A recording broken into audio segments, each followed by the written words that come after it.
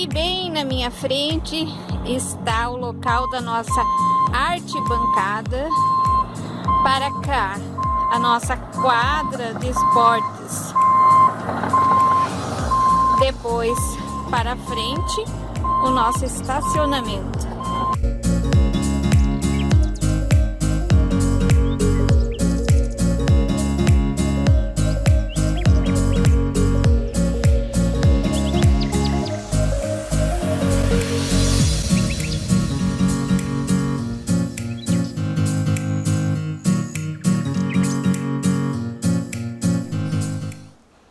Esse seria um pequeno resumo das atividades aí da nossa Casa Espírita, tá? Se vocês quiserem mais informações, eventualmente de uma ou outra, né? Após a palestra eu fico à disposição daí para a gente conversar. E antes de iniciar o tema da palestra de hoje, então vamos fazer uma oração? Então vamos fechar os nossos olhos nesse momento, elevar o nosso pensamento ao mais alto, agradecendo a espiritualidade amiga pela oportunidade de estarmos reunidos nesta noite, que possamos ter um bom aproveitamento, né, do conteúdo a ser aqui explanado, né, que possamos depois sair daqui revigorados após o passe, que tenhamos uma noite muito agradável e muito proveitosa. Obrigada, Senhor, e que assim seja. Então, hoje a palestra que será dada aqui, ela é uma das palestras da nossa sala temática, que nós temos uma sala, né, que aborda vários temas ao longo do ano. Aqui, que é o salão principal, costuma ser a palestra do Evangelho, né? Hoje, em virtude de doença, né, do nosso colega palestrante, ele não pôde vir para dar a palestra do Evangelho.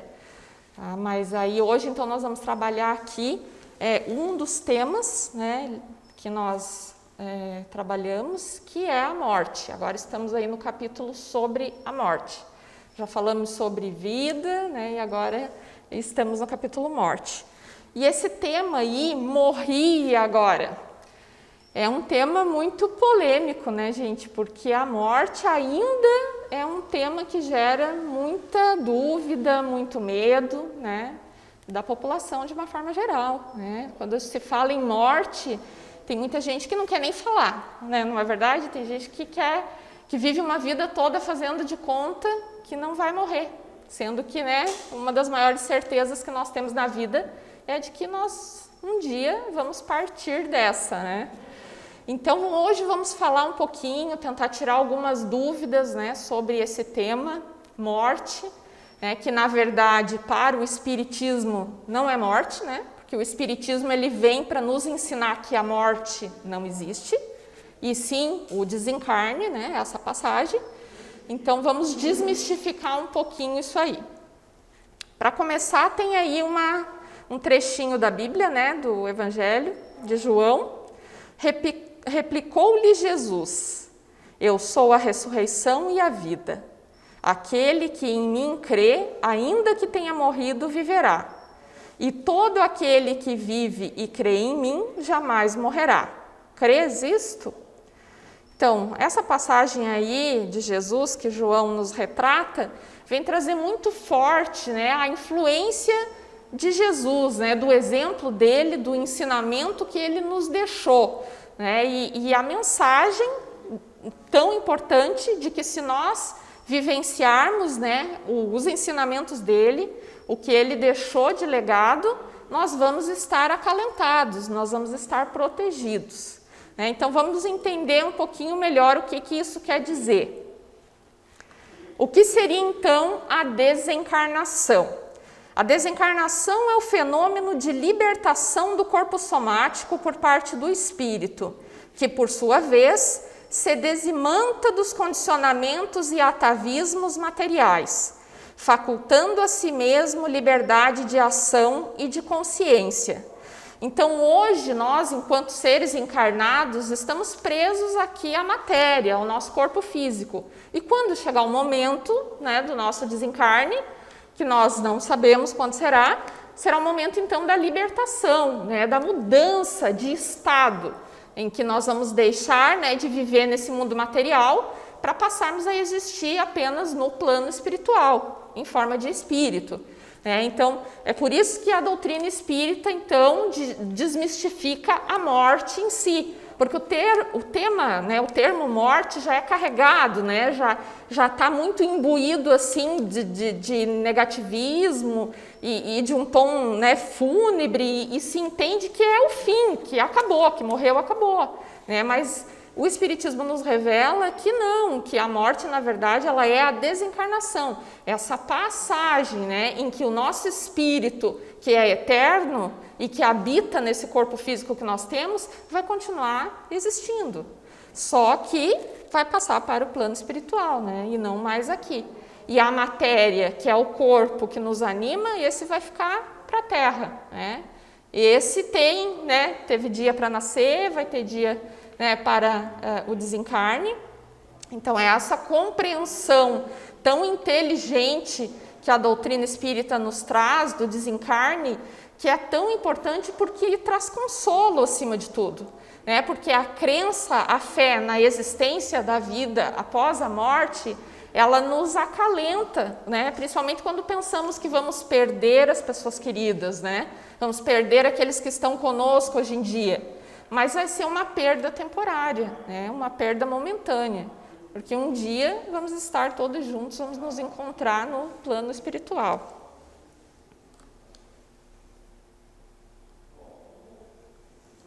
Falando um pouquinho então do corpo espiritual. O homem é formado de 3 partes essenciais: o corpo ou ser material, a alma, espírito encarnado, e o perispírito, primeiro envoltório do espírito. Então, o corpo ou ser material não tem segredo, todo mundo sabe o que é o corpo. A alma, né, que é o espírito, que Kardec nos traz, né, o termo espírito, mas é muito conhecido popularmente por alma, né, muita gente chama de alma, podemos dizer que a alma ou o espírito é aquele que anima esse corpo físico que nós temos. Então, é aquele que nos faz pensar, é aquele que nos faz sentir, né? É a nossa verdadeira essência, é o que está no nosso espírito. E o que tem de novidade maior, então, seria o perispírito, né? Porque esse termo é que realmente é novo para a maioria das pessoas. O que seria, então? Perispírito seria esse envoltório semimaterial que liga o corpo físico ao espírito. Então, o perispírito é muito importante. Por quê? Porque ele é responsável por essa função aí, de ligar um ao outro. É o perispírito que dá forma, na verdade. Você já deve ter ouvido falar que alguém diz: eu vi um espírito lá, eu vi o espírito do fulano. Na verdade, a pessoa que consegue ver, o médium vidente, quando ele diz que viu um espírito, na verdade ele viu o perispírito da pessoa, que é que assume aquela forma, né, que aos olhos parece que é o espírito. Então, assim, nós passamos a compreender melhor aí como que funciona, então, o nosso corpo espiritual, né, que é composto desses 3 elementos aí. Então, o que nós estamos comentando aqui, né, gente, foi retirado aí do Livro dos Espíritos, o Evangelho segundo o Espiritismo, né, não é nada que nós inventamos ou que nós achamos, né? A gente fala para vocês aí com propriedade. E falando um pouquinho, então, da separação da alma e do corpo. Como que ela se dá, né? A separação da alma e do corpo é dolorosa? Essa é uma dúvida de muita gente, né? Porque o medo da morte em si, ele é muito constituído disso, né? Do não saber como vai ser e não saber o que vai acontecer depois, né? E Kardec nos fala que não, que na verdade não vai ser, muito provavelmente não vai ser doloroso. Olha a revelação, né, que os espíritos superiores nos trazem, que geralmente o corpo sofre mais durante a vida do que no momento da morte. Quer dizer, ao longo da nossa vida, da nossa encarnação, nós passamos por muito mais, né, doenças, enfermidades de diversas ordens que culminam aí em dor física de vários graus, né, às vezes mais, às vezes menos, que muitas vezes é muito maior do que aquela dor que eventualmente a gente pode experimentar no momento do desencarne. Então, esse medo que muitas vezes nós temos, né? Ai, mas como é que vai ser? Vai ser muito ruim, vai doer e tal. É infundado, segundo o que a espiritualidade superior nos revela. Então, essa é uma informação bem relevante, né, para a gente ter em mente, para a gente dividir aí com os nossos familiares, com quem a gente conhece, né, que as pessoas que têm realmente esse pavor, esse medo. E sobre esses desprendimentos, então, né, como que se dá esse desprendimento do corpo físico? Está na razão direta da soma dos pontos de contato existentes entre o corpo e o perispírito, e, por conseguinte, também da maior ou menor dificuldade que apresenta o rompimento. Então, o que Kardec quis dizer aqui? Aqui ele está falando, gente, que, na verdade, o nível de dor que nós vamos sentir, como se dará esse desprendimento do nosso corpo físico, vai depender diretamente de como nós estamos, de qual estágio evolutivo nós estamos, evolutivo moral. Por quê? Porque quanto mais apegados à matéria nós formos, né, quanto mais apegados a esse corpo, quanto mais eu pensar que eu não quero desencarnar de jeito nenhum, eu não quero deixar minha casa, minha família, meu cachorro, mais eu vou estar preso ao corpo físico e mais difícil vai ser esse processo de desencarne. Então, essa consciência de que nós vivemos sim no mundo material, mas que nós temos que trabalhar o nosso desprendimento, a nossa capacidade de valorizar mais os valores morais, pessoais, do que os materiais, é muito importante, e principalmente quando chegar o momento derradeiro do nosso desencarne. Porque esse apego à matéria pode complicar bastante a nossa passagem para o outro lado. Então, temos que refletir sobre isso, né, pensar sobre a morte, sobre o desencarne, porque um dia isso vai chegar, e vai chegar para todos nós, inevitavelmente. Então, não podemos, né, viver uma vida pensando, não, deixa para lá, vou deixar, né, para me preocupar com isso quando acontecer, quando chegar aí o falecimento, né, de um parente, de um irmão, do marido, enfim. Por que não é o ideal isso, gente? Porque daí, quando chega o momento, nós somos pegos muito desprevenidos, muito, né, de supetão, e aí isso gera, consequentemente, um desequilíbrio muito grande, né? Gera um luto muito maior. Quer dizer, a dor, óbvio que a dor, né, o luto pela perda de um ente querido, ela existe, ela vai existir sempre, né? A saudade. Mas a forma como nós encaramos isso vai determinar totalmente quanto tempo esse luto vai durar, como que vai ser a retomada da nossa vida normal, das nossas atividades, enfim. Então, por isso é tão importante a gente realmente parar para pensar, refletir, né, sobre esse dia que chegará para nós, chegará para os nossos entes queridos, e como nós vamos lidar com isso, com essa situação.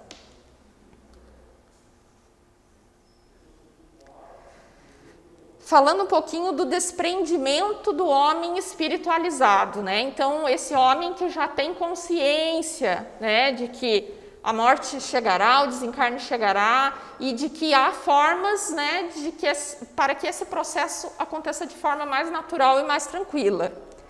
No livro Céu e Inferno, né, Kardec nos traz que tanto maior é o sofrimento, quanto mais lento for o desprendimento do perispírito. A presteza deste desprendimento está na razão direta do adiantamento moral do espírito. Para o espírito desmaterializado de consciência pura, a morte é qual um sono breve, isento de agonia, e cujo despertar é suavíssimo. Então, esse despertar no plano espiritual, gente, ele pode se dar de forma rápida ou não, tá? Ele costuma ser confuso e agoniante. Costuma sim, né? Porque imaginem, a gente, né, você está encarnado, aí de repente você acorda do outro lado e você tem que tomar consciência de que você desencarnou, de que agora você não tem mais um corpo físico, que você é só um espírito, né? Então isso gera uma confusão, né, mental, digamos assim, para o espírito, né? Mas quanto mais desmaterializado esse espírito for, mais fácil e mais rápido esse despertar do outro lado vai acontecer. Porque esse despertar, ele pode demorar algumas horas apenas, como ele também pode demorar anos, tá? Então, acontece de, às vezes, né, a espiritualidade superior ter que desligar aquele espírito, né, deixá-lo dormindo ali, adormecido com um sono profundo por muito tempo, para que ele consiga se refazer e ter condições de depois tomar consciência da condição nova dele, né, no plano espiritual.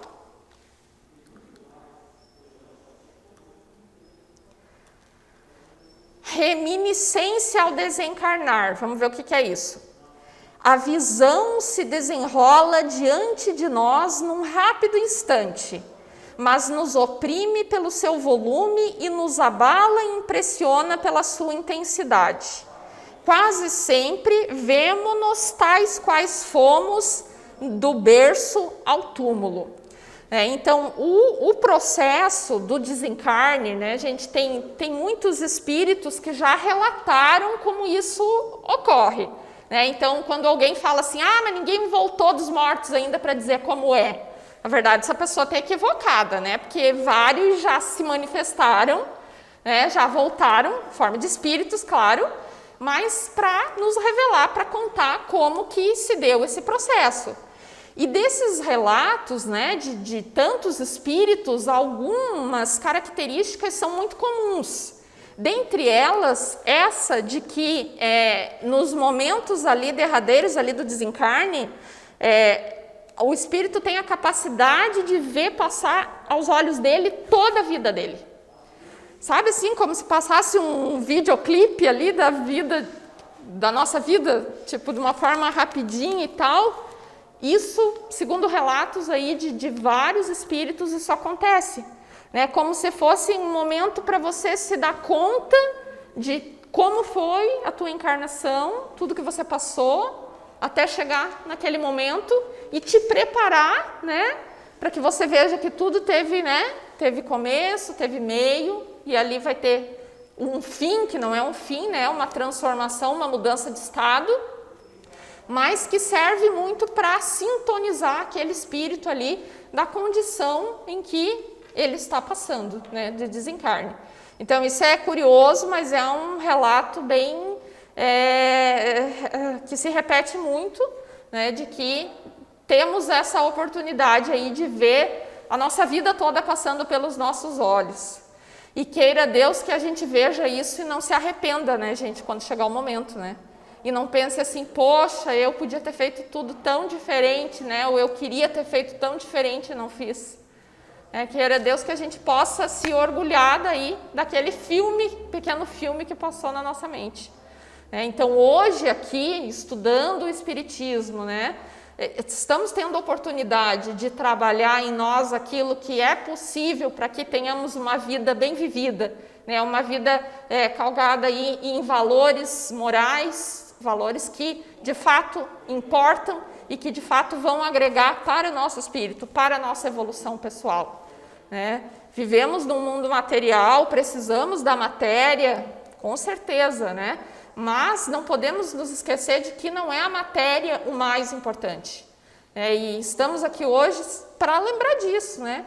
Para lembrar que tudo que fazemos tem consequência, né? Que a lei da causa e efeito, ela existe e ela não falha, e é por isso que temos que ter muita responsabilidade com a nossa vida, né? Com a vida das outras pessoas e com o que estamos fazendo da nossa vida, né?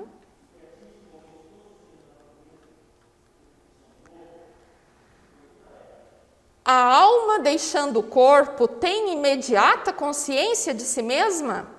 Ela passa algum tempo em estado de perturbação, com duração de algumas horas até muitos anos. Né? Então, essa revelação aí, Kardec nos trouxe no Livro dos Espíritos, né, de que essa perturbação que ocorre, que é natural do processo do desencarne, ela pode variar, né, como nós falamos. Então, vai influenciar diretamente nisso né? Se somos espíritos muito inferiores, né? Se estamos muito ligados à matéria, se fomos espíritos suicidas, né? Quer dizer, aqueles que lamentavelmente acabam por tirar a própria vida, né? Com o equívoco de que vai morrer, vai acabar os problemas, né? Que a insatisfação com a vida que está levando, eu imagino, né? Seja tão grande que leve a coragem de fazer isso, né? De terminar com a própria vida, mas aí, após o desencarne, vai se dar conta de que, na verdade, nada mudou, de que apenas a condição do espírito modificou, mas que os pensamentos, as ideias, a dor, a aflição, a agonia vai ser ainda muito maior do que aquela que ele vivia, né? Porque aí ele vai se dar conta de que ele está do outro lado, mas de que os pensamentos, as sensações, as emoções ainda estão presentes, e isso deve ser muito doloroso, né? Por isso que nós sempre conversamos aqui, né? E sempre explicamos o quanto é grave o suicídio, né? E quanto, em hipótese alguma, nós podemos pensar numa coisa dessa, porque não vai resolver, né, os nossos problemas, não vai ser solução para nada. Então, isso também vai influenciar muito, né? A perturbação do espírito suicida vai ser muito maior, né, do que de outro. Se houver uma morte coletiva, também vai influenciar, né? Porque mortes bruscas, né, gente, de forma... acidente de carro, né, queda de avião, esse tipo de morte, ela costuma gerar um trauma muito grande, né, porque o espírito é pego despreparado totalmente, né, e aí ele se dá conta ali, opa, né, acabou, para mim acabou. Quer dizer, a vida é tirada, né, de forma muito de repente, e isso então é o fator que leva a essa perturbação tão grande, né. Mas a gente tem relatos também, né, de espíritos que desencarnaram aí, em mortes coletivas, enfim, de que uns se deram conta de que estavam no plano espiritual em um momento, outros demoraram muito mais, permaneceram adormecidos por um tempo maior, uns conseguiram ver aos outros, outros já não enxergaram, já acordaram, já estavam em outro lugar, né? Então, o desencarne é um processo muito individual, tá? Muito individual, não tem regra. A gente vê, por exemplo, o filme Nosso Lar, né? Se falarmos aí do desencarne do André Luiz, tudo bem que ele passou bastante tempo lá no umbral e tal, mas depois ele foi para colônia Nosso Lar, maravilhosa, né? Eu quero ir para lá, imagino que vocês também. Mas podemos ir? Podemos, mas vamos? Não sei, né? Então isso vai depender do nosso merecimento, isso vai depender do grau evolutivo de cada um de nós, da encarnação que cada um de nós teve, né? Hoje nós estamos num estágio, após nosso desencarne vamos estar em outro, né? Vamos ter que ver o que a gente aprendeu aqui nessa encarnação, o que a gente reprovou, né? Enfim, então, o processo desencarnatório, ele é muito individual, não tem regra, né? Então, essa lição também fica aí, de que a gente não pode se comparar ou achar que, né, querer, a gente até quer, né, ir lá pro nosso lar, né? Quem sabe? E a questão do espírito ser justo, ser nobre, ser bom, né? Porque quanto melhor for o espírito, quanto mais benevolente ele for, mais merecimento ele vai ter para que o processo de desencarne dele seja o mais natural possível. E vai ser natural porque o desprendimento dele já vai ser meio que automático, né? O espírito que é bom, que tem a crença na vida, né, após a morte, que sabe que esse momento vai chegar, que já se prepara para isso, naturalmente vai ocorrer o desprendimento. Enquanto que aquele, né, que, mas eu amo o meu corpo, é muito apegado, né, não quero envelhecer, não quero, né, para esse tipo de espírito já vai ser muito mais difícil esse processo, né, o apego à matéria vai ser maior. E aí, né, de forma muito cruel e lamentável, mas a gente tem relatos aí de espíritos que, de tanto apego à matéria, tanto apego ao corpo físico, acabam depois sentindo o processo de decomposição do próprio corpo. Então imagine que coisa mais horrível, você não conseguir se desligar, né? O teu espírito não conseguir ali se desprender do teu corpo físico e você ficar sentindo, né, ali os vermes comerem a carne, enfim, horrível, mas pode acontecer. Então, por isso que essa questão é tão relevante, né, gente? É tão importante de ser falada e de ser pensada por todos nós, né?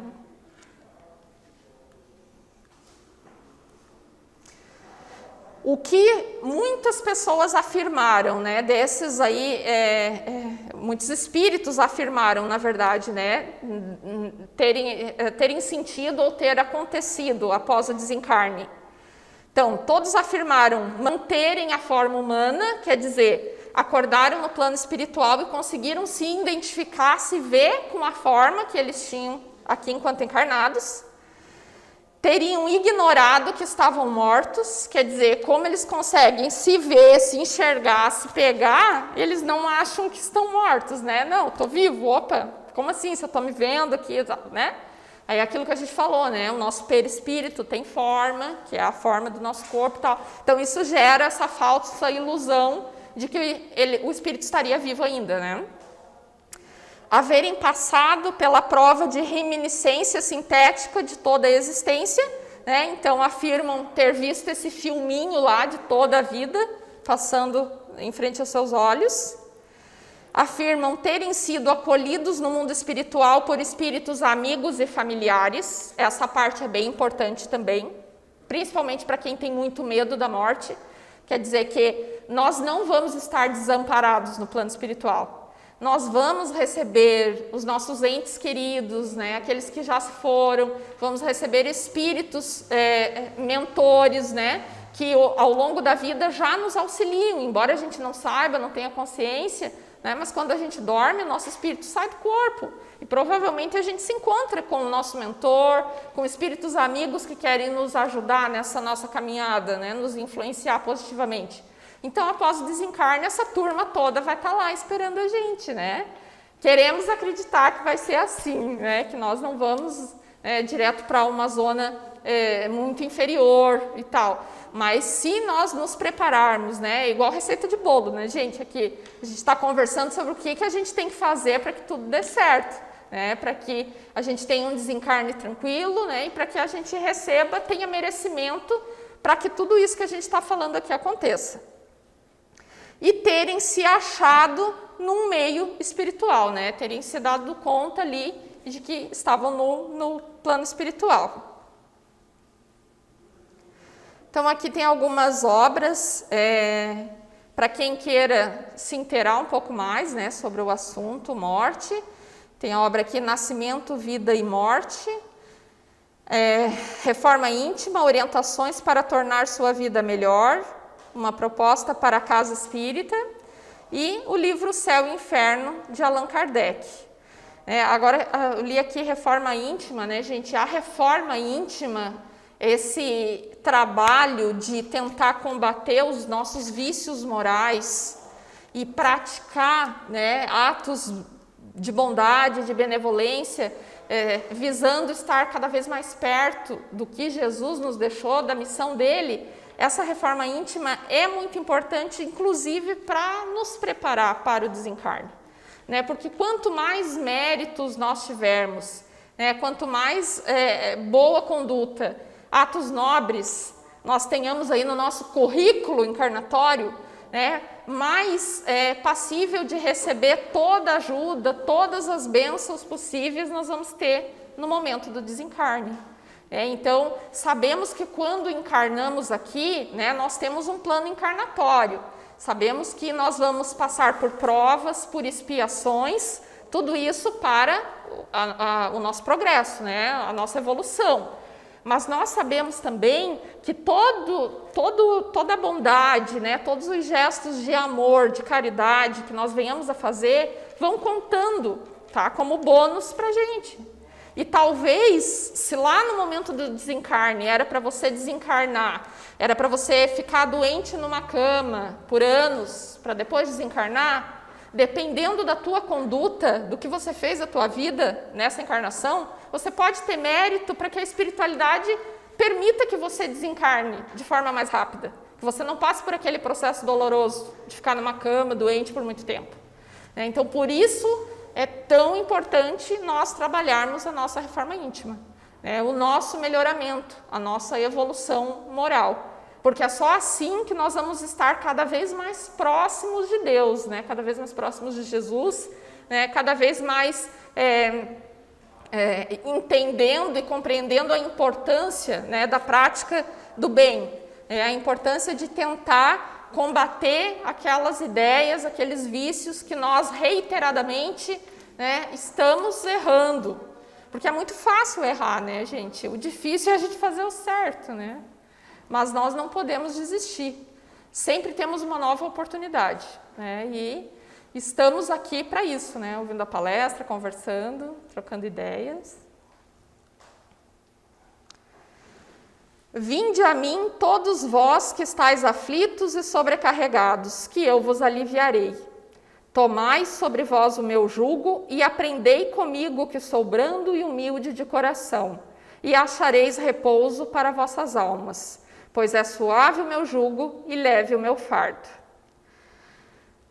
Trecho aí de Mateus, que ressalta mais uma vez que só tem um jeito de nós sermos exitosos aí na nossa encarnação, nessa nossa passagem aqui pela Terra, que é se aproximando cada vez mais do Evangelho de Jesus, da mensagem que Ele nos deixou. Então, gente, a princípio seria isso sobre o tema. Não sei se alguém tem alguma dúvida, fiquem à vontade.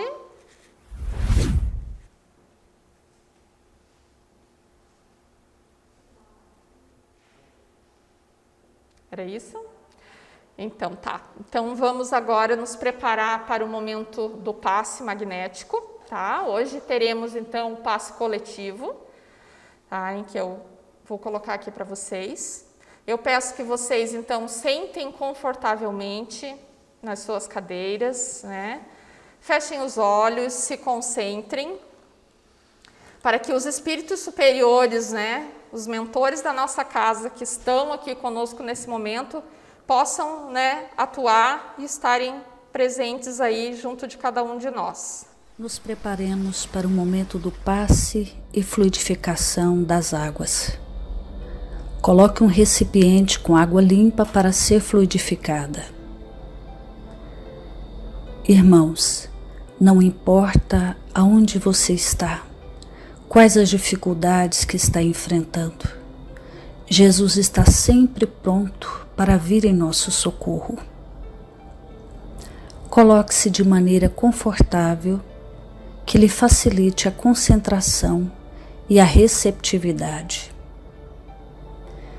Respire lenta e tranquilamente. Inspire, expire.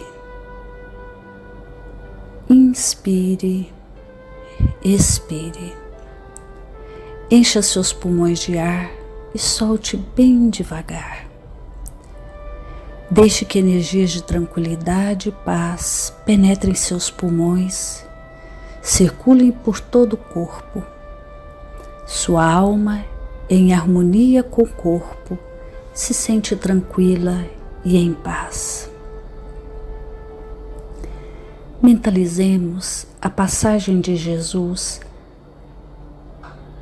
Dia claro, os raios dourados do sol iluminam a paisagem alegre de Cafarnaum. Casario branco, trepadeiras multicoloridas e pássaros saltitantes enchem a paisagem de otimismo. A notícia das curas atraía a multidão dos necessitados. Subitamente Jesus aparece, esguio e belo. A túnica desce-lhe até os pés. Ao pôr do sol, todos os que tinham doentes atingidos de males diversos traziam-nos, e ele, impondo as mãos sobre cada um, curava-os. Assim narra o evangelista Lucas. Mentalize Jesus se aproximando de você. Ele impõe as mãos amigas sobre a sua cabeça, perceba que de suas generosas mãos cai uma cachoeira de águas claras e puras, vindas do seu amor a te banhar. Derramam-se em sua cabeça, descem pelos ombros, banham todo o seu ser, te trazendo paz, serenidade, equilíbrio. Limpam todas as impurezas e te pacificam. Sinta estas águas te banhando, limpando. Respire. Mentalize agora Jesus como sol diante de você. Sua luz, seu calor te envolvem. Sinta as energias curadoras que emanam do Cristo em sua direção. Ele ouve as suas preces. Confie nele. Seu amor é infinito e te acompanha e protege, oferecendo de tudo o que necessitas. Confie. Absorva as energias curadoras de Jesus. Sua luz te envolve. Sinta essas energias percorrendo todo o seu corpo. Sinta-se fortalecido e em paz. Senhor Jesus, divino amigo, estende as tuas mãos generosas, Senhor, e transforma estas águas em remédio para os nossos males físicos e espirituais. Guarda-nos, Jesus, em sua paz. Estende as vibrações de amor em benefício do meu lar, Senhor. Que aqui possa reinar a paz, a saúde, a tranquilidade. Nós lhe rendemos graças, Jesus. Fica conosco hoje e sempre. Graças a Deus. Faça uso da água fluidificada.